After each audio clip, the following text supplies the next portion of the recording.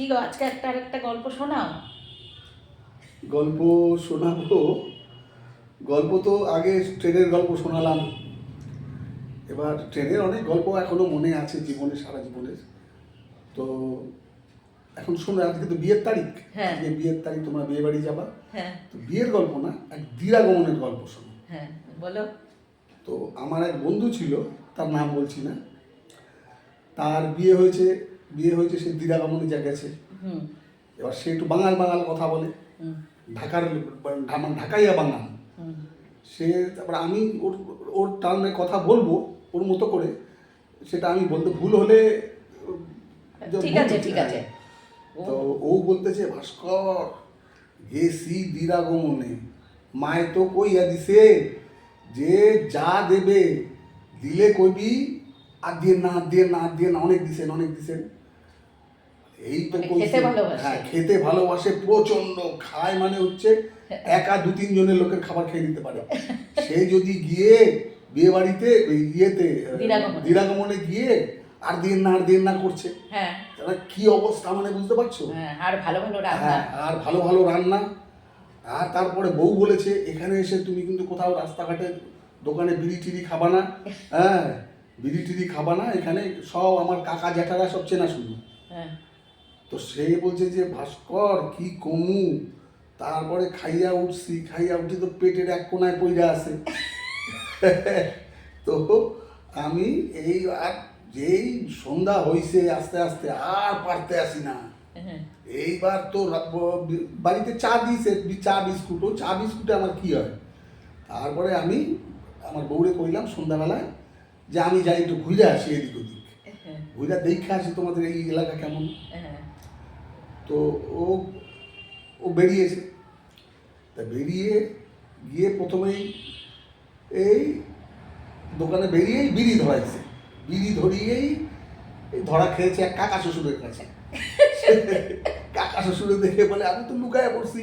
হ্যাঁ, চাদর নিয়ে গেছিলাম, চাদর দিয়ে মুখ ঢাইকা নিছি, শীতকাল। হ্যাঁ, এবার কাকা শ্বশুরও লজ্জায় পালায় গেছে। তারপরে কি করমু গিয়া একটা চায়ের দোকানে বসছি।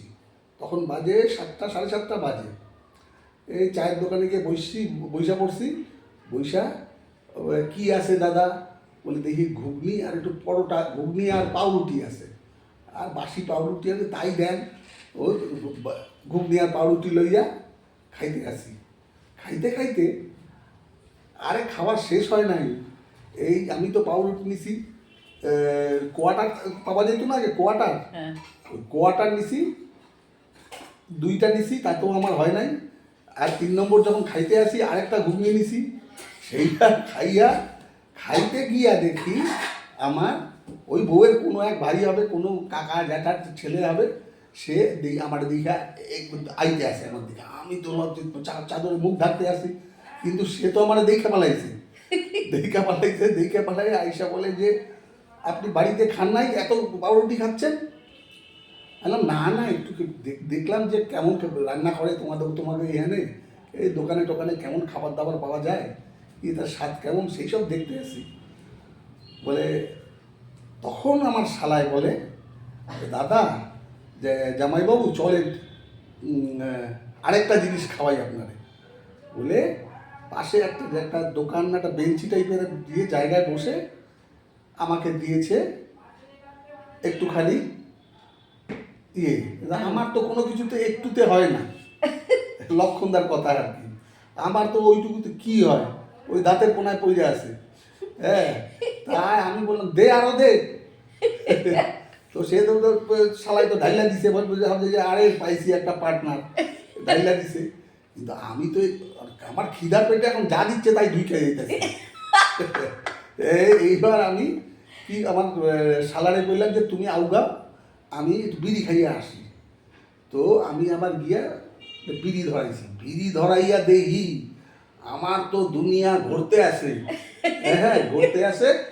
তারপরে শোনো, তারপরে এইটুকু শোনার পরে এইবার এইদিকে বাড়িতে জামাই আসে না, জামাই কখন বেরিয়েছে ঘুরতে, খুঁজে পাওয়া যাচ্ছে না। তো কাকা শ্বশুর বলেছে যে আমি ওইখানে দেখছিলাম বিড়ি খাইতে আছে। আবার সে শালায় বলে, এই আমার সাথে তো খেয়েছিল। হ্যাঁ, তারপরে তো তখন শালা যখন খুঁজে পাচ্ছে না, 9টা বেজে গেছে, তখন ওর শালা বলেছে যে আমার সত্যি কথা বলতে হবে, না জামাইবাবু কোথায় গেছে, 2:30 গেল, বলে দিয়েছে সত্যি কথা। বলার পরে আমার বউ, শাশুড়ি সব বাইরে এসে আমারে খোঁজ দে, হ্যাঁ, সব জ্বালাইয়া কি বলে টর্চ লাইট জ্বালাইয়া ঘুরতে আসে এদিক ওদিক। ঘুরতে ঘুরতে কোথাও পায় না, কোথায় গেল, সমস্ত দোকানপাট বন্ধ হয়ে গেছে, গেল কোথায় জামাই আমাগো। তারপরে সেই ছোট শালা যে আমারে খাওয়াইছিল, হ্যাঁ, সে করছে কি, সে আমারে পাইছে কেমনে জানো, সে পাইছে হচ্ছে, দেখে যে আমি যে জুতা পয়রাছিলাম, বুট জুতা কিনছিলাম বিয়ের জন্য, সেই বুট জুতা পয়রাই তো আমি তো বুট জুতো তো আমার পায়ে ছিল। সে দেখতে আসে যে জামাই এক জোড়া পা, জামাই বাবুর বুট জুতা দেখা বলে এই তো জামাই বাবু।